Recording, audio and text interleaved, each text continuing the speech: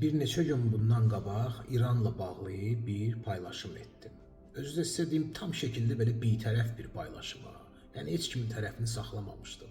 Hətta başsağlıq formasında belə bir bildirdim. Yəni dedim ki, Allah səbir versin hamısına. Qeyd etdim ki, ancaq ağıldan kəm olan adamlar, yəni ağılsız, anormal insanlar başqasının dərdinə sevinə bilər, başqasının ölkəsində gedən müharibəyə sevinə bilər, insan tələflarına, dağıntılara şad ola bilər. Və bunları qeyd elədim burada.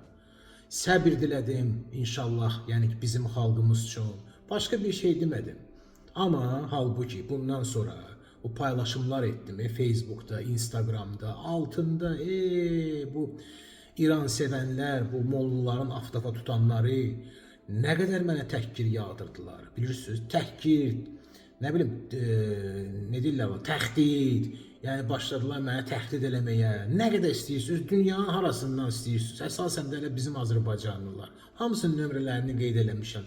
Biraz başım açılsın, gedib bunların hamısını verəcəyim hara lazımdır ki, onlarla bir məşğul olsunlar, görsünlər bunlar kimlərdir. Neyse, bunları hamısını qoyaq bir qırağa. Görürsünüz də, indi üstündən nə qədər keçib, bir 3-4 gün keçib həmən o videoda.